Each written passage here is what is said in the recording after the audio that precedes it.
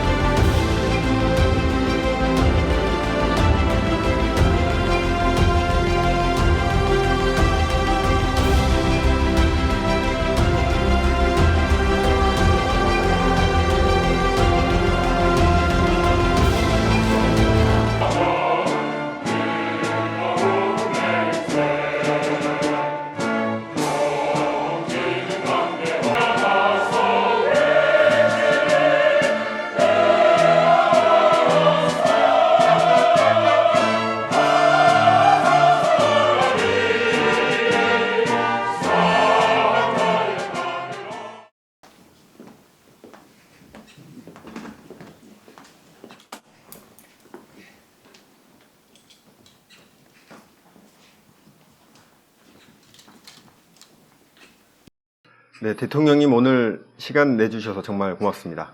예, 반갑습니다. 5.18 광주 민주화운동이 시작된 지 40년이 됐습니다. 저는 그때 굉장히 어려서 그때 무슨 일이 일어났는지 실은 기억이 없는데요. 대통령께서는 그때 어디에서 계셨고 5.18 소식을 언제 처음 접하셨는지 말씀해 주십시오.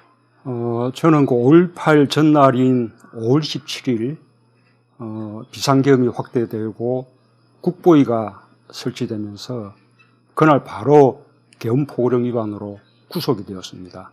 그래서 청량리 경찰서 유치장에 수감이 되어 있던 중에 저를 조사하던 경찰관들로부터 그 소식을 들었습니다.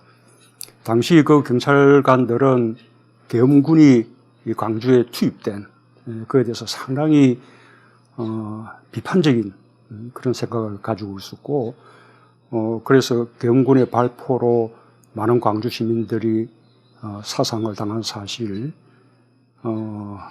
그리고 또 경찰은 이렇게 발포 명령을 거부해가지고 시진압에서 배제가 되었다는 사실, 또는 시민군들이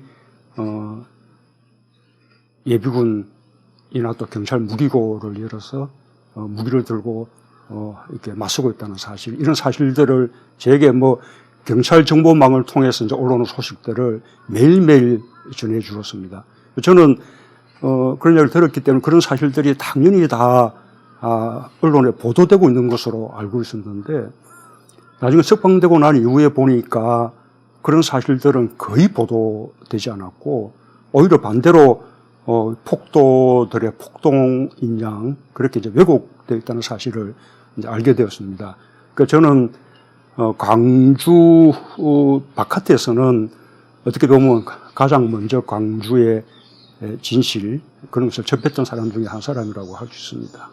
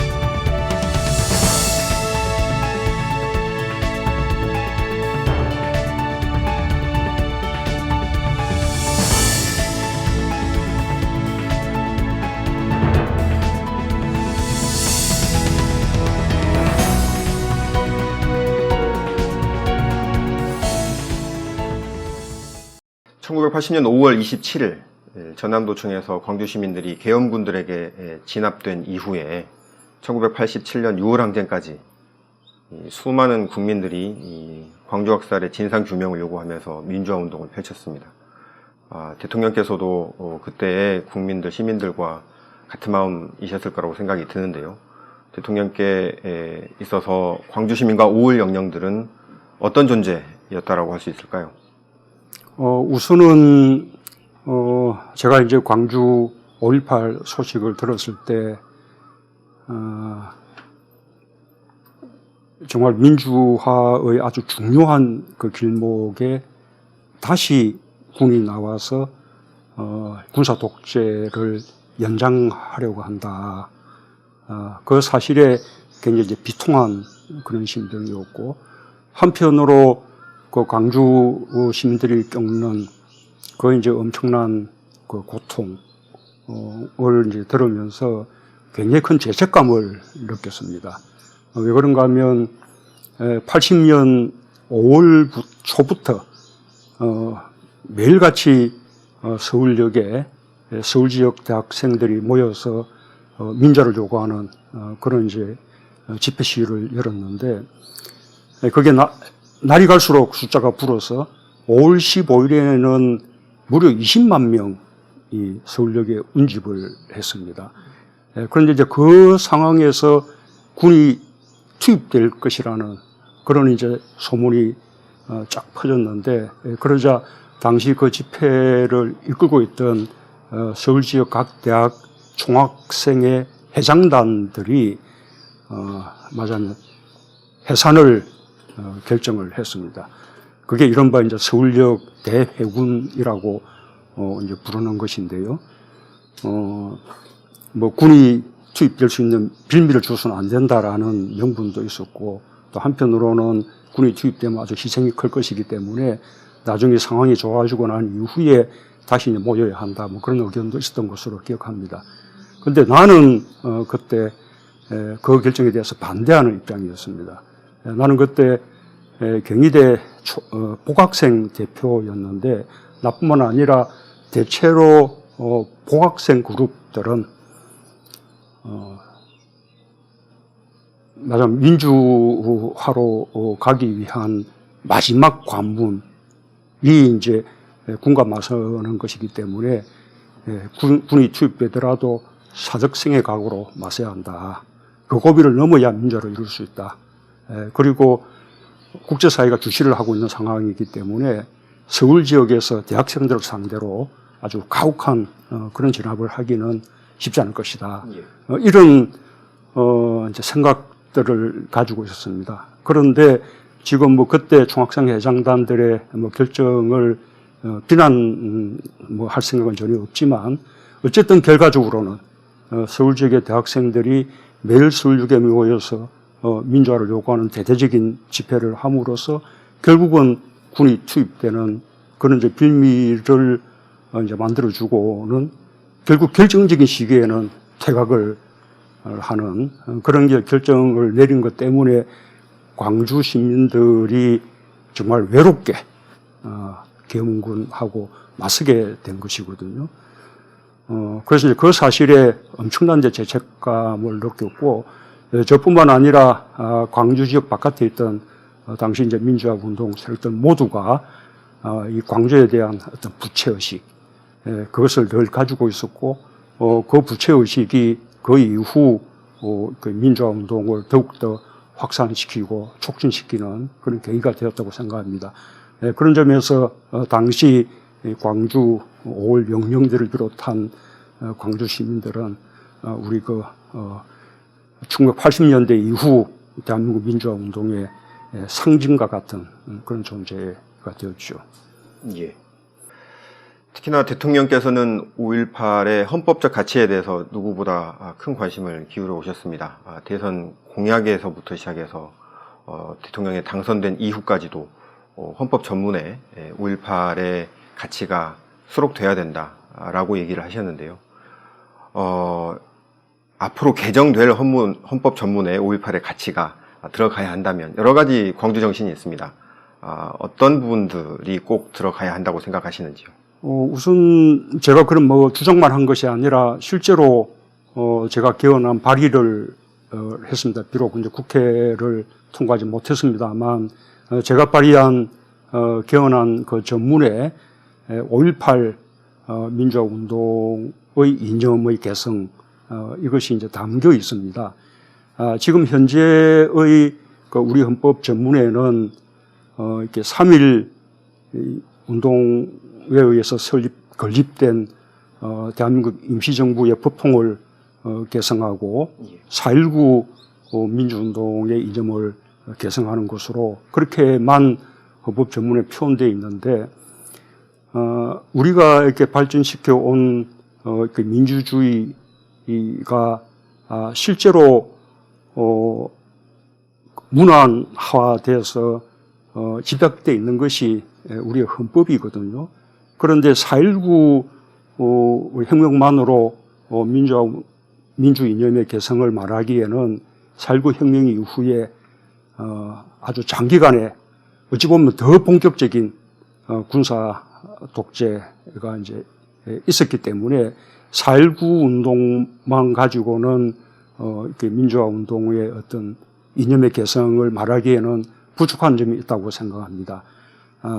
그것이 다시 지역적으로 강력하게 표출된 것이 시기 순서로 보면 무마민주항쟁이었고 5.18 민주화 운동이었고 그것이 전국적으로 확산된 것이 6월 민주항쟁이었고 드디어 그 미완된 부분이 다시 촛불 이렇게 혁명으로 이렇게 표출이 되면서 오늘의 정부에 이르고 있다고 생각합니다. 그 가운데 촛불 혁명은 시기상으로 아주 가깝기 때문에 정치적 논란의 소주가 있어서 아직 헌법 전문에 담는 것이 시기상 좀 이르다고 하더라도 적어도 5.18 민주운동과 6월 항쟁의 이념만큼은 우리가 지향하고 개성해야 될 하나의 민주 이념으로서 우리 헌법에 담아야 우리 민주화 운동의 역사가 제대로 표현되는 것이고 또 그렇게 돼야만 5.18이나 또 6월 항쟁의 성격을 놓고 국민들 간에 동의가 이루어지면서 국민적 통합이 이루어질 수 있다고 믿습니다. 그래서 저는 비록 헌법안 개헌이 좌절되었지만 앞으로 언젠가 또 개헌이 논의가 된다면 헌법전문에서 그 취지가 반드시 되살아나야 한다고 생각합니다. 사랑합니다, 아버지.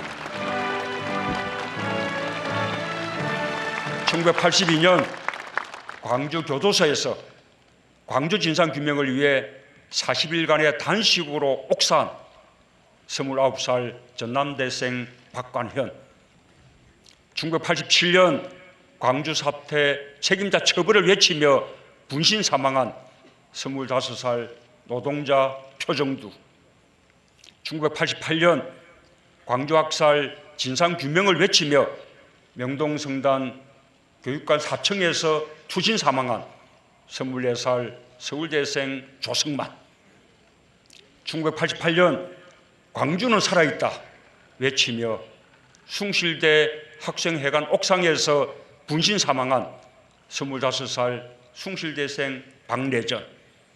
저는 오늘 5월의 죽음과 광주의 아픔을 자신의 것으로 삼으며 세상에 알리려 했던 많은 이들의 희생과 헌신도 함께 기리고 싶습니다.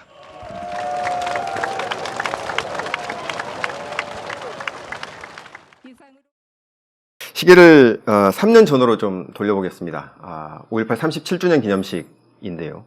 그때 대통령에 당선되신 지 채 열흘도 안 돼서 직접 기념식에 참석을 하셨었죠.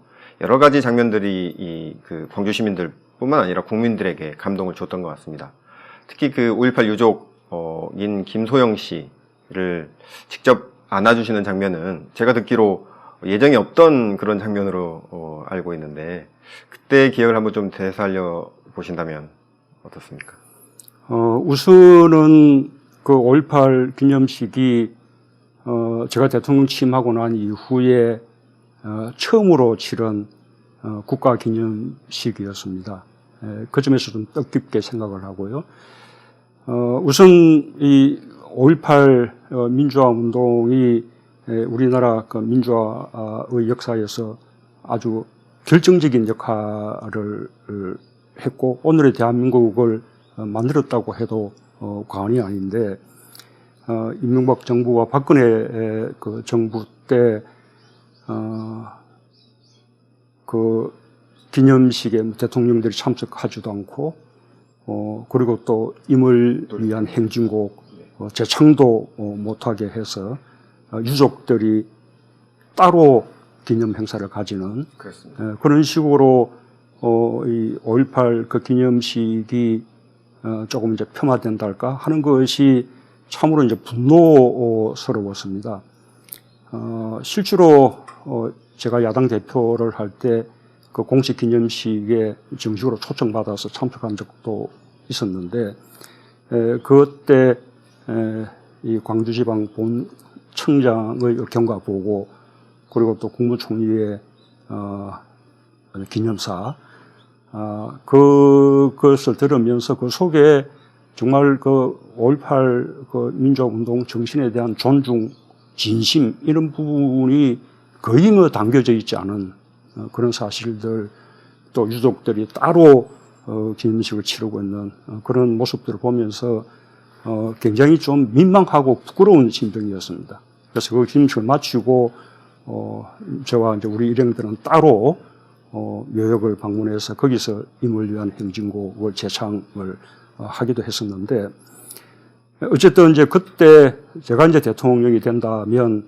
5.18 그 민주화운동을 광주 지역의 하나의 뭐 기념의 차원에 국한하지 않고 말하자면 대한민국 전체의 어떤 민주화운동을 기념하는 행사로 그렇게 이렇게 성화시키고 또 대통령으로서도 해마다 참석하지는 못하더라도 적어도 2회에 한 번 정도씩은 참석하고 임을 위한 행진곡의 제창도 허용하고 그래서 좀 제대로 기념식을 치러야겠다는 그런 식의 각오를 갖고 있었는데 그런 제 각오와 이제 약속을 실천할 수 있게 되어서 아주 좀 뿌듯하게 생각을 했고요.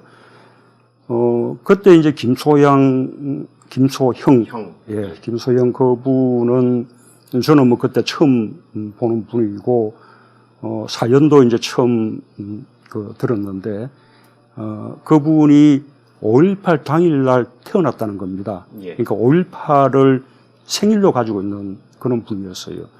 그 아버지가 전남 완도에서 일하시던 분인데 딸이 태어났다는 소식을 듣고 광주로 왔다가 계엄군의 총탄에 맞아서 사망하게 된 거였거든요.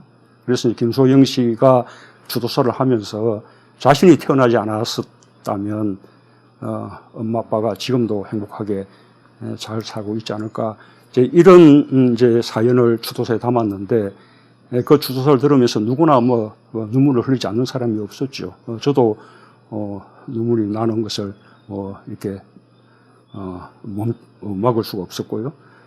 그래서 그분 주도서 마치고 난 이후에 그냥 위로하는 말이라도 조금 건네겠다 생각하고 이제 무대로 나섰는데 그게 이제 전혀 이제 예정된 일이 아니었기 때문에 아마 이제 처음 그 열린 공간에서 그 많은 분들이 참석한 그 행사에서 대통령이 갑자기 예정이 없이 무대로 쪽으로 나가니까 우리 경호하는 사람들도 아주 당황했다고 하고 김소영 씨도 그 사실을 알지 못한 채 무대를 이제 벗어나고 있었기 때문에 제가 한참을 뒤에서 부르면서 주소서 가서 이제 가서 안아드렸는데 이분이 어깨에 얼굴을 묻고 그냥 막 펑펑 흐느끼는 겁니다.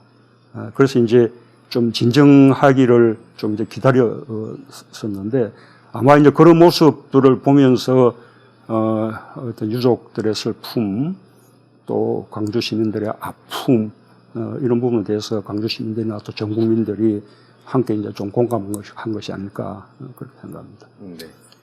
그리고 그 37주년 기념식 때 특별한 이름들을 호명을 하셨습니다. 표정두 열사, 그리고 박관현, 조성만, 박내전 이런 민주 열사들의 이름을 일일이 거명하시면서 5월 영령들 뿐만 아니라 이들 민주 열사들의 이름도 함께 기억해 줄 것을 주문을 하셨는데요. 어떤 취지이셨을까요?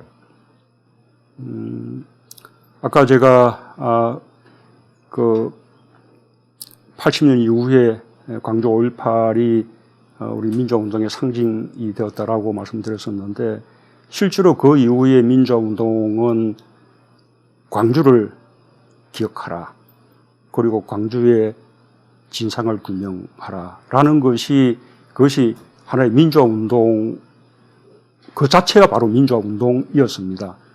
그래서 뭐 광주에서도 또 광주 바깥에서도 굉장히 많은 분들이 광주의 진상규명을 요구하고 또 광주의 진실을 알리기 위해서 노력하다가 목숨을 바친 그런 분들이 상당히 많았습니다.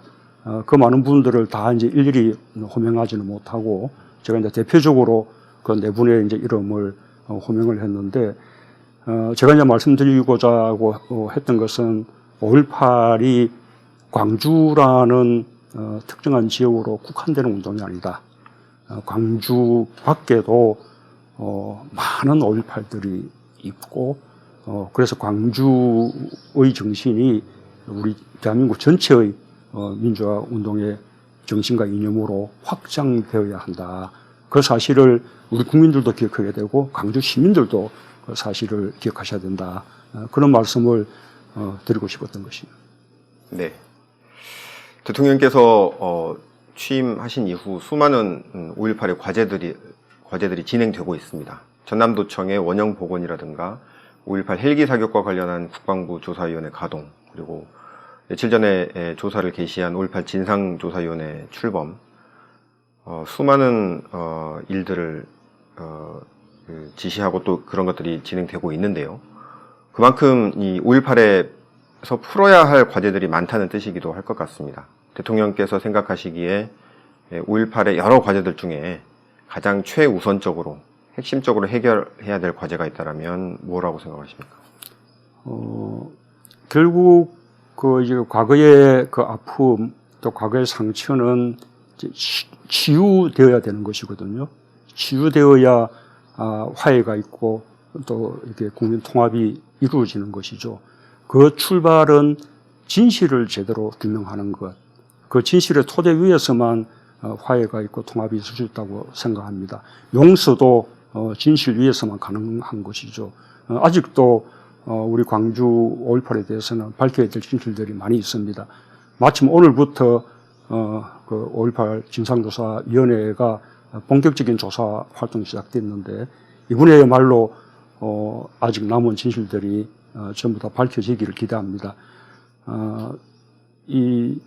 원래 이런 과거사에 대한 진상조사는 국회가 특별법에 의해서 진상조사위원회를 구성하고 그에 따라 조사되는 것이 이제 관례인데 저는 이제 국회의 입법을 기다리는 그것이 너무 이제 시간이 많이 걸렸기 때문에 그렇게만 기다릴 수는 없다고 생각하고 국회의 진상조사위원회가 출범하기 이전에 국방부 자체 내에 5.18 특조위를 구성해서 스스로 진상조사를 하도록 하고 거기서 수집한 자료들을 국회의 진상조사위원회로 이렇게 이관해 주기로 그렇게 이제 결정을 했습니다. 그래서 국방부 자체적인 5.18 특조위에서 그동안 밝혀지지 않았던 헬기 사격 사실이라든지 또 여성들에 대한 성추행, 성폭행, 심지어는 성고문 이런 사실들이 추가로 확인된 것은 나름대로 이제 성과였다고 생각합니다. 그러나 여전히 발포의 말하자면 명령자가 누구였는지, 발포에 대한 법적인 최종 책임이 어디에 있는지 이런 부분들은 밝혀지지 않았습니다.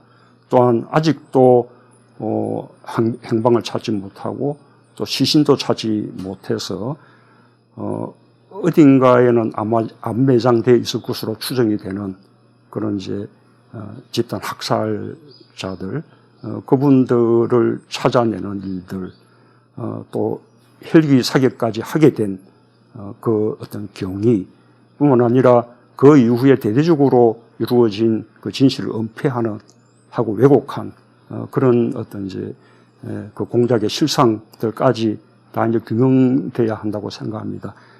그 규명의 목적은 아까 말씀드린 대로 그 책임자를 가려내서 꼭 법적인 처벌을 하자라는 차원이 아니라 그것이 그 진실의 토대 위에서 진정으로 화해하고 통합의 길로 나아가기 위한 그래서 꼭 필요한 그런 일이라고 믿습니다. 이번 국회의 그 진상조사위원회 활동에 많은 기대를 걸고 있고 정부도 적극적으로 뒷받침할 작정입니다. 예.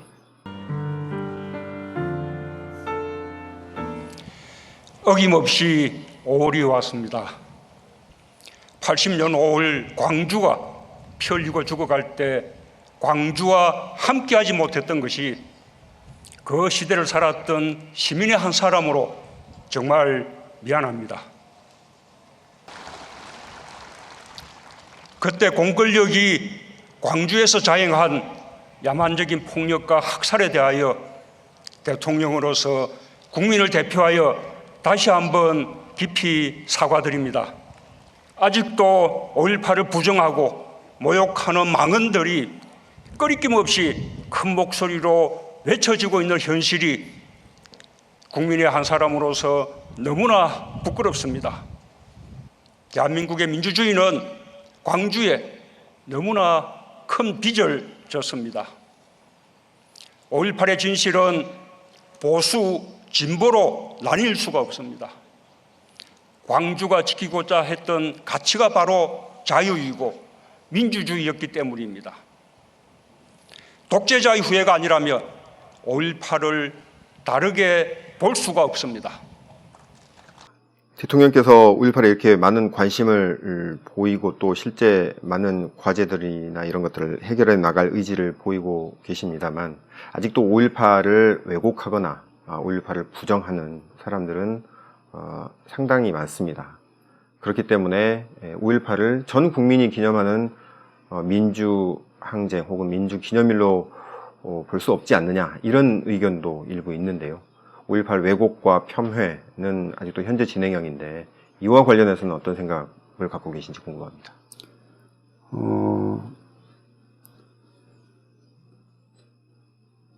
우선은 이런 이야기를 하고 싶습니다. 우리 민주주의는 이 다양한 생각을 이제 허용하고 또 다른 생각에 대해서도 말하자면 이제 관용하는 그런 맞은 표현의 자유를 존중하는 것이 민주주의의 기본이죠. 그러나 그 민주주의의 그 관용이 민주주의를 파괴하는 그런 여러 가지 표현 행위에 대해서까지 인정될 수 있는 것은 아니라고 생각합니다. 그런 5.18을 폄훼하고 왜곡하는 부분에 대해서는 단호한 대응이 있어야 할 것이라 생각하고요. 어쨌든 아까 말씀드린 이 진상을 제대로 규명해내는 것도 그런 폄훼나 왜곡을 더 이상 없게 만드는 하나의 방법이라고 생각합니다. 그뿐만 아니라 나는 좀 더 나아가서 정말 우리 이 정치 현실이 이제 안타까운 것이 그 추가적인 그 진실 규명이 없더라도 지금까지 밝혀진 역사적 사실만으로도 광주 5.18 그런 대한민국 민주화운동의 말하자면 결정적인 상징으로서 그래서 존중받기에 충분하거든요. 이미 법적으로도 20몇 년 전에 특별법이 만들어져서 그것이 민주화운동으로 규정이 되고 또 거기에 희생당한 분들이 민주화운동의 유공자로 인정받기도 하고 그게 국가기념일로 지정이 돼서 전국가적으로 기념 행사도 치르고 이 정도면 국민적으로 국가적으로는 이렇게 하나 정리하고 다음의 장으로 넘어가야 되는 것이죠. 개인적으로는 다른 생각이 있을 수 있습니다.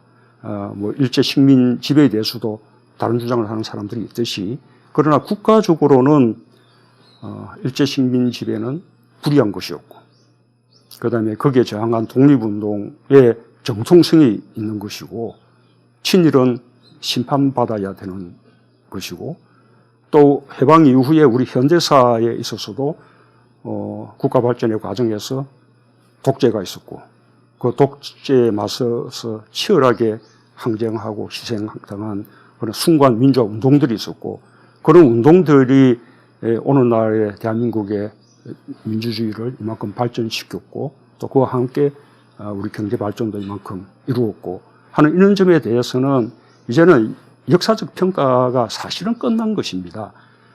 이 평가를 넘기고 이제 앞으로 이제 우리 민주주의를 얼마나 더 이제 풍부하게 더 크게 넓게 발전시켜 나가느냐 또 우리 경제를 얼마나 더 세계에서 선도적인 경제로 이렇게 발전시켜 나가느냐 이렇게 우리의 논의가 발전되어 나가야 하는데 법적으로 다 정리된 사안을 지금까지도 왜곡하고 폄훼하는 발언들이 있고 그것을 일부 정치권에서조차도 그런 주장들을 받아들여서 이렇게 막 확대 재생산시켜주는 일들이 지금도 진행되고 있다는 것이 참으로 이렇게 안타깝습니다. 이런 식의 고리를 끊어야 우리 그 사회가 좀 보다 통합적인 사회로 나갈 수 있고 우리 정치도 보다 통합적인 정치로 발전해 나갈 수 있다고 믿습니다.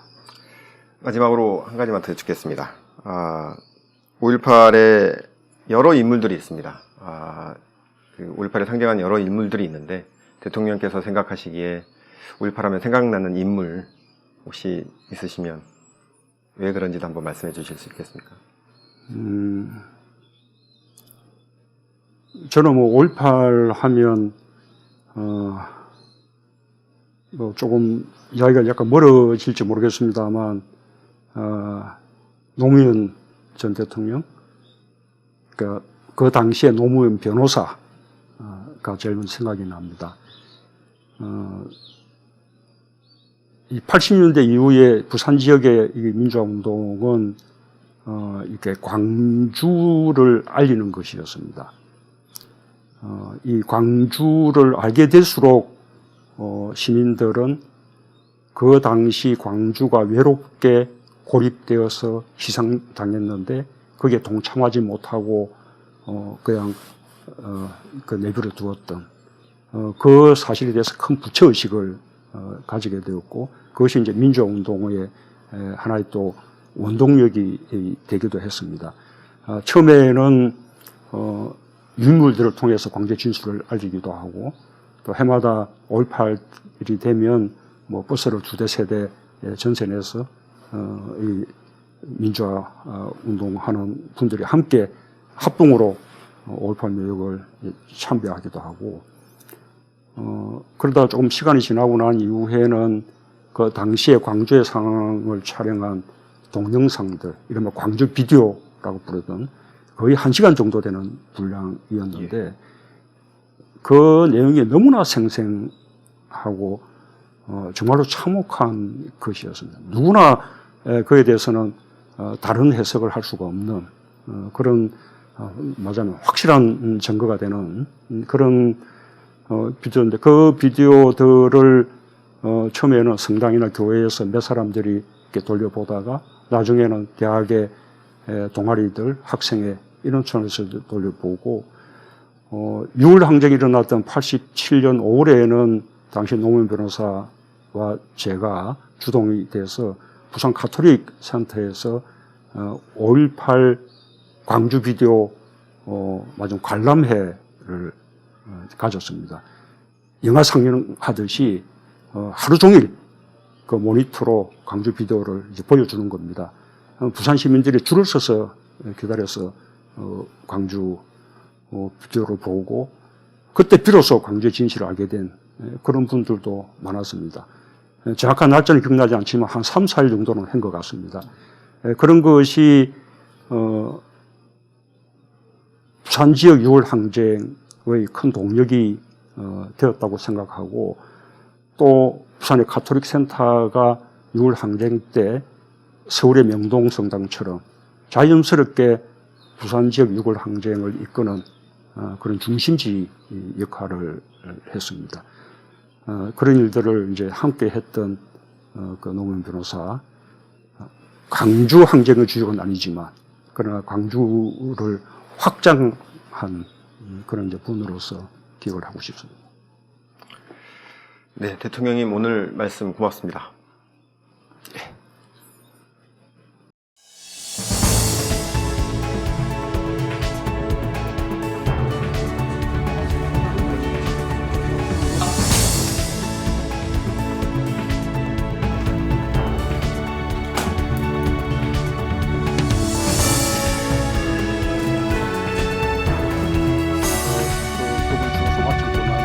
고생하셨습니다.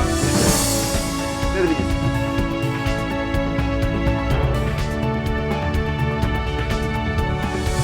나는 그때 당시에 그 모습을 그대로 봐보고 있습니다. 크기가 커지면